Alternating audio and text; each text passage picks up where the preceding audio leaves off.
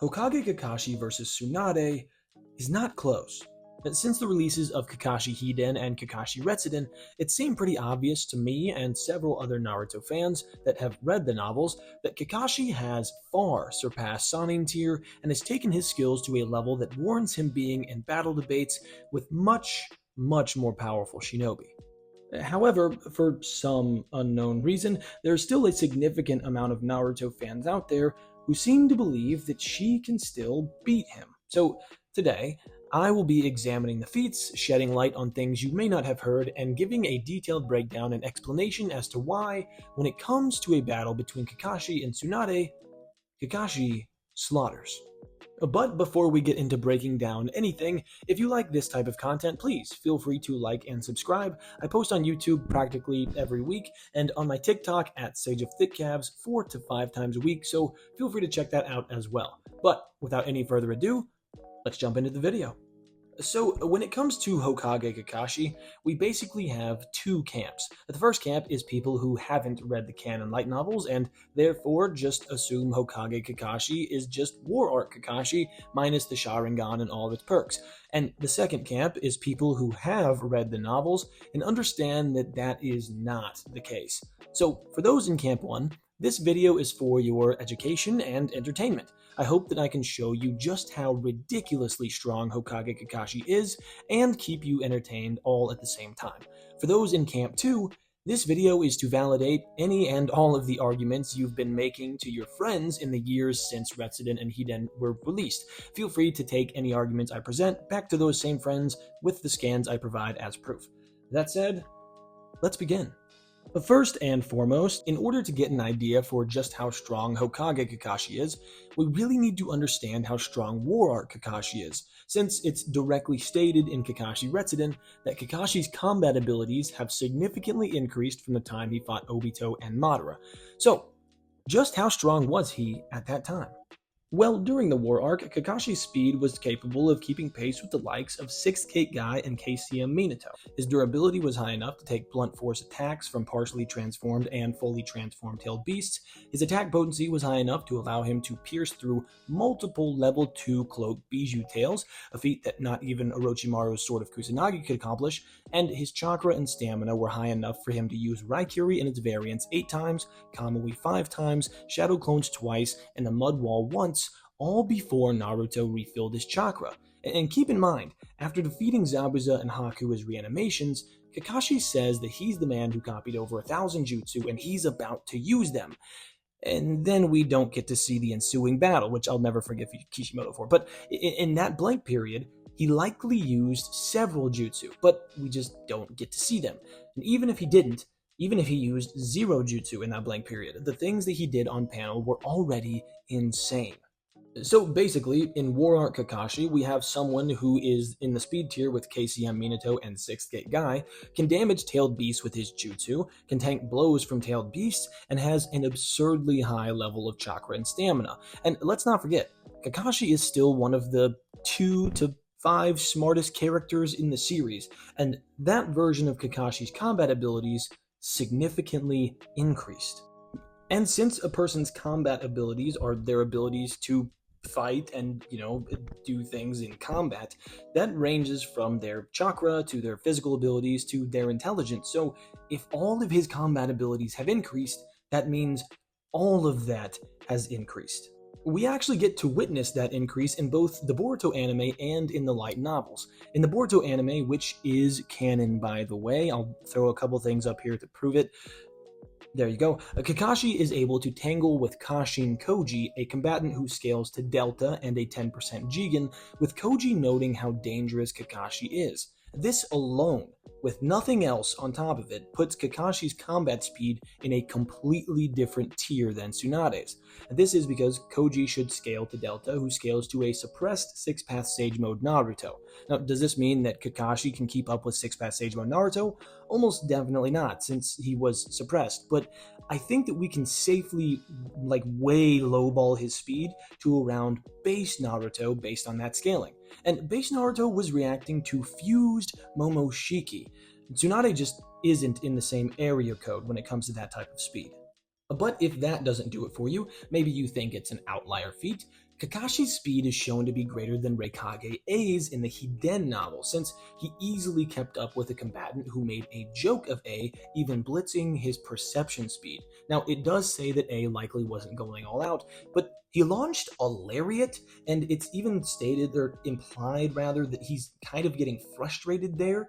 And then whenever Kaio blitzes him and freezes his beard, he says, "When did you," meaning he didn't even notice it. So she straight up perception blitzed the Reikage, who was going serious enough to launch a lariat. I'd like to make a quick note here. The lariat in the data books is said to travel at near the speed of light, so this gets Kaio and Kakashi above the speed of light, or at least relative to it. And I'm just gonna lay this out there. Kakashi reacting to this woman and easily keeping up with her whenever she made a joke of the Reikage who used a lariat in their fight means that he's at least as fast as the Reikage, even if you want to lowball him. And the Reikage was stated by Madara in the War Arc to be faster than Tsunade. That said, Kakashi's speed isn't the only advantage he has in this fight. After losing his Sharingan in the war when Madara ripped it out and broke my heart, and then with it the Raikiri, Kakashi has developed several new techniques to compensate. The two I'd like to highlight here are the Shinden, or purple electricity, and his fire-style water mist jutsu. The Shinden, or purple electricity, is basically an upgraded Raikiri that he can use at all different ranges in several different ways. We see him in the Boruto anime use it as a mid to long range projectile to slice through Nue's massive tail, and also at close range in a similar manner to Sasuke's Chidori stream during the events of Boruto's graduation exam. We also see him use it to slice through Kashin Koji at close range, so the only thing he doesn't really do with it is the high-speed jab that made Raikiri so potent, but he can't do that anymore because he doesn't have the Sharingan. So basically, he just traded piercing power for range and versatility, and that doesn't mean, however, that it lacks power. Using the Shinden while low on chakra, Kakashi created a thunderstorm by summoning the remaining chakra he had and blasting it into the sky, resulting in a massive thunderstorm. Even Oniki was blown away, and his Tsuchikage guard told him to stand behind him because it's too dangerous. Kakashi uses the Shinden in smaller, more tactical ways as well, but with just these showings, it's pretty clear that Kakashi's attack potency is super high. And my point in explaining all of that is to point out that Kakashi would be able to damage Tsunade badly with just one shot, and if he cuts her in half, it's not like he wouldn't be able to put her down for good before Katsuyu can, put her back together. The other jutsu I mentioned, though, is really interesting in this matchup for a few different reasons. Firstly, let's just cover the basics of the technique. Basically, Kakashi creates a giant phoenix made of fire that he's able to use in a myriad of ways.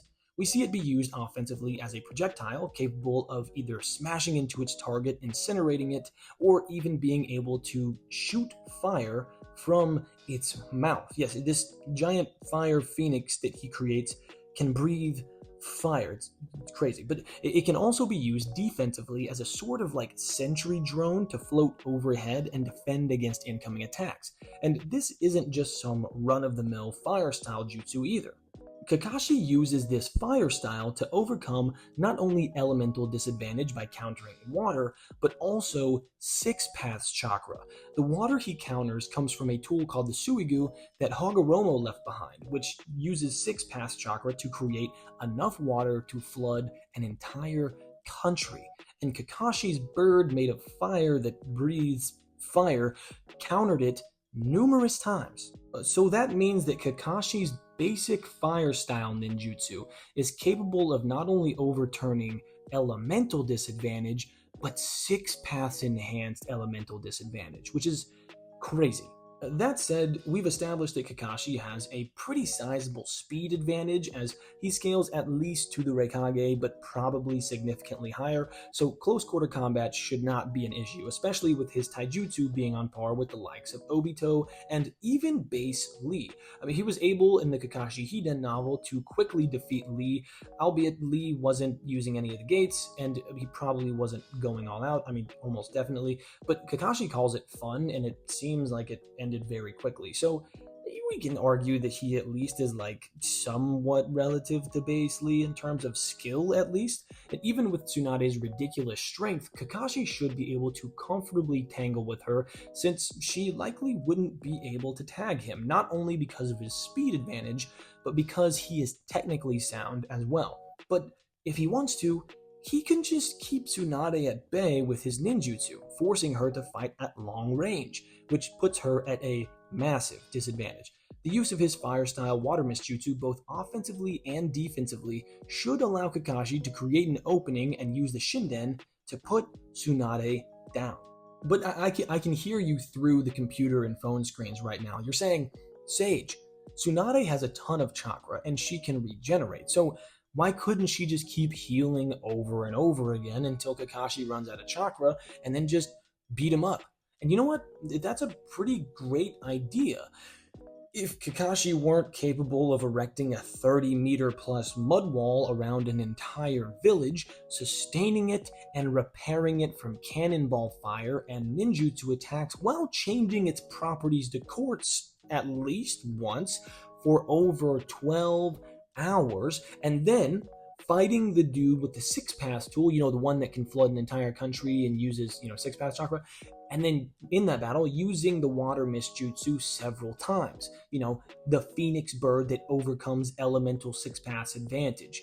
Kakashi's stamina was really high in the war arc, and it only got crazier with time. So even in a war of attrition, you could make a solid argument that Kakashi might have the edge. And on top of all of that, Kakashi has not lost his edge in terms of intellect. In Kakashi Retsuden, he creatively uses Genjutsu to trick his opponents into believing that he still has the Sharingan in order to get into their heads. Also, it's not outright stated, but it seems as if Kakashi strategically used the fire-style water mist jutsu during his battle against the Prime Minister, dude with the Sugu, to generate a thunderstorm, causing the Prime Minister to be struck by lightning. Evidence of this is when Kakashi starts removing his headband and his gloves, they have metal on them, after looking past the Prime Minister and noticing lightning was about to strike. So either he planned it or he just noticed lightning was about to strike and removed the metal to keep himself from being struck. Either way, it's a big brain activity only. The next one isn't a strategy feat, but it definitely does qualify as an overall intellect feat. Kakashi has learned how to turn his mud wall jutsu into quartz, as I mentioned earlier, to counter lightning style ninjutsu. The shinobi he's battling even remarks that this jutsu was theoretically possible, but it was thought to be practically impossible because it would take years of practice as well as an incredible amount of skill and scientific knowledge to pull it off. So not only is he tactically still as sharp as he was when he deduced how Obito's Kamui worked during the war, he's also been doing a considerable amount of training and study in the years since, allowing him to pull off jutsu only thought to be scientifically theoretical. So let's review. Kakashi has the speed advantage. He can keep Tsunade at bay with his long-range offensive and defensive ninjutsu. He's capable of putting Tsunade down with the Shinden, has more than enough chakra to outlast Tsunade if necessary, and is still one of the sharpest minds in the Naruto world. So I need you to explain to me, how exactly can Tsunade win? And don't get me wrong, okay? Tsunade is strong, very, very strong. She is one of the elite of the elite. I mean, I don't want you guys to misconstrue this. She's not weak by any means. I'm just trying to explain to you how strong Hokage Kakashi is by comparing him to an incredibly strong opponent. I mean, Tsunade has insane physical strength, Hashirama level regeneration with the Byakugo seal, Katsuyu's acid spray, and a great deal of chakra being a Senju. She's even the strongest of the 5 Kage during her time in office, stronger even than A and Inoki. However, none of that matters here. Kakashi is simply too versatile and is an absolute nightmare matchup for someone like Tsunade, to be honest. I mean, she's a brawler that needs to get close to you in order to do real damage. And while she can endure and take a ton of damage, number one, she's not fast enough to tag Kakashi, even if she's capable of just rushing through his attacks and healing along the way. And number two, her healing can only work for so long. we actually see Madara push her to use all of her chakra and her Byakugo seal after blasting her with his fire style. Before this, she was impaled multiple times and smacked around by Madara's Susanoo and Yasaka Magatama, but it's not like this is damage that couldn't be replicated to some degree by Kakashi. Again, he can absolutely force her into a long-range fight, and he has more than enough stamina and power to force her to exhaust her Byakugo seal, allowing him to land a fatal blow. So, in conclusion, while Tsunade is by no means weak, Kakashi is in a different tier altogether. His feats in the Retsuden and Hinden novels and in the Boruto anime just put him way out of Tsunade's league, but even if they were in the same league, Kakashi's abilities make him a terrible matchup for a combatant who has zero long-range ninjutsu. But Tsunade is a legendary shinobi that deserves a ton of respect, and like I said, I think she is supremely underrated by the majority of the fandom, but she does not deserve to be in this conversation with Hokage Kakashi. Kakashi deserves to be in battle discussions with people like some of the Kara members. He deserves to be in battle discussions with people like Minato and maybe even Hashirama, but I'll save that for another time. But not Tsunade. I mean, Tsunade is very, very powerful, and as one of the Sannin, she is a legendary shinobi, but Kakashi has just far surpassed that level of power. Now, one of the things that I hear a lot is people saying that Kakashi could not have surpassed them because he's got to be out of his prime. But that's just blatantly incorrect. I mean, Tsunade, Jiraiya, and Orochimaru were all in their mid-50s during the events of Shippuden, and at that time, they put up by far their best feats of the series. You could argue that they were in their primes. I mean, aside from Orochimaru, who's definitely in his prime in Boruto, but in terms of Tsunade and Jiraiya, the War Arc and the Pain Arc are by far their best showings, and Kakashi should be like 46 right now. So Shinobi, based on the Sannin, should hit their prime in their late 40s to early 50s and then start to decline, as we see Orochimaru mention to Hiruzen at 69 years old that if he were just 10 years younger, that he would have defeated him. So for Shinobi, they don't hit their physical prime in their 20s or 30s or even 40s, it's really like late 40s to early 50s. And since during the events of Part 1 of Boruto, Kakashi should be around 46 years old, he hasn't reached that point of decline. And if you think about it, it actually really makes sense for Shinobi's prime to be in their 40s and into their early 50s, as chakra is physical and spiritual energy. And as human beings, we reach our physical primes somewhere between 25 and 35, but if you weight lift and things like that, you can maintain that for a longer period of time. But it is always going up as you get older? Experience and wisdom. And that's what increases a ninja's spiritual energy. So maybe their physical energy has gone down a tad, but their spiritual energy is continuing to go up. And that's what we see with Kakashi in learning all of these new techniques. So like I said, it makes a ton of sense for him to be in his prime right now. So as tough as it might be for a lot of you to believe, I encourage you to go read these novels so that you can get a better understanding of this. But Kakashi's just in an entirely different league than Tsunade, and really all of the Sannin, aside from, again, maybe Boruto era Orochimaru, because he did this. I'm not sure what that technique was, but he Thanos'd this person. It's absolutely crazy. I don't know what this is, but he's really strong. But next time you think about putting Hokage Kakashi in a battle debate, remember this video. Remember that Kakashi is an absolute monster. Remember that his powers have now far exceeded that of the Sannin even in their prime. Remember that in a battle between Kakashi and Tsunade, Kakashi slaughters. Thanks for watching all the way to the end. Have an awesome day.